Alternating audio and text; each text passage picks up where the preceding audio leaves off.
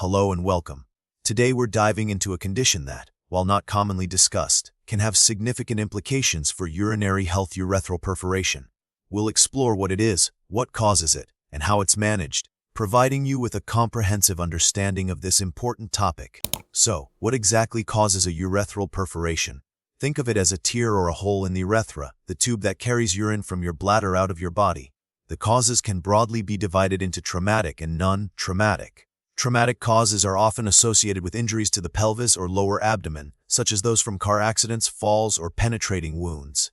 Iatrogenic causes, meaning those resulting from medical procedures, are also common, potentially occurring during catheter insertion, cystoscopy, or other urological interventions. Less frequent non-traumatic causes include infections, urethral strictures leading to pressure build up and rupture, or even very rarely, tumors eroding through the urethral wall. To understand how a urethral perforation affects the body, let's delve into the pathophysiology. When the urethra is perforated, urine can leak out of the urinary tract and into the surrounding tissues. This leakage can cause inflammation, infection, and the formation of scar tissue. The extent of the damage and the resulting complications depend on the size and location of the perforation, the amount of urine that leaks, and the time elapsed before treatment. In severe cases, it can lead to abscess formation, sepsis, and even long-term urinary incontinence or erectile dysfunction. While precise epidemiological data on urethral perforations is limited, we know that traumatic urethral injuries are relatively rare, accounting for a small percentage of all traumatic injuries. The incidence is higher in males due to anatomical differences. The male urethra is longer and more vulnerable to injury. Iatrogenic perforations, while also not extremely common, are a known risk associated with certain urological procedures, and the risk is increased in individuals with pre-existing urethral conditions. The signs and symptoms of a urethral perforation can vary depending on the cause and severity of the injury. Common symptoms include blood in the urine, also known as hematuria, pain in the lower abdomen or perineum, difficulty urinating or an inability to urinate altogether, swelling in the perineum or scrotum, and fever if an infection develops.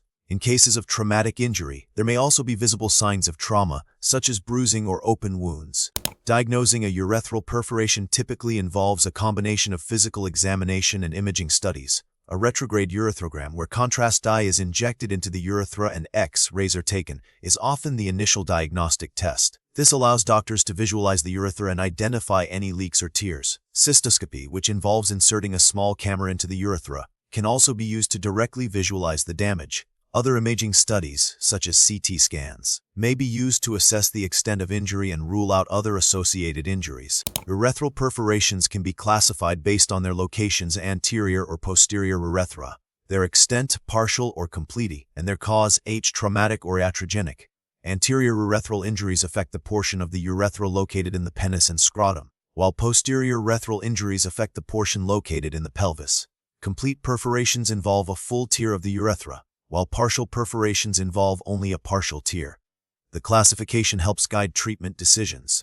Treatment for urethral perforation depends on the severity and location of the injury. Small, non-displaced perforations may be managed conservatively with a urethral catheter to allow the urethra to heal on its own. Larger perforations often require surgical repair. This may involve primary repair, where the torn ends of the urethra are sewn back together, or a more complex reconstructive surgery using grafts or flaps. In some cases, a suprapubic catheter, which drains urine directly from the bladder through an incision in the abdomen, may be necessary to divert urine flow during healing. Antibiotics are often prescribed to prevent or treat infection. Preventing urethral perforation primarily involves taking precautions to avoid trauma to the pelvis and lower abdomen. This includes wearing seatbelts in vehicles, practicing safe work habits, and avoiding activities that could lead to falls or injuries. For iatrogenic perforations, careful technique during urological procedures, proper catheter insertion, and thorough pre-operative evaluation of the urethra are essential. The prognosis for urethral perforation depends on several factors, including the severity of the injury, the promptness of diagnosis and treatment, and the presence of any associated injuries. With timely and appropriate treatment, most patients can achieve a good outcome with resolution of their symptoms and restoration of urinary function.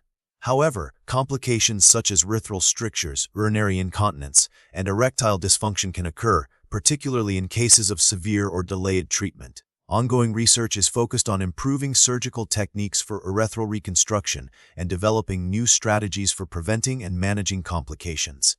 Thank you for joining us today as we explored the complexities of urethral perforation.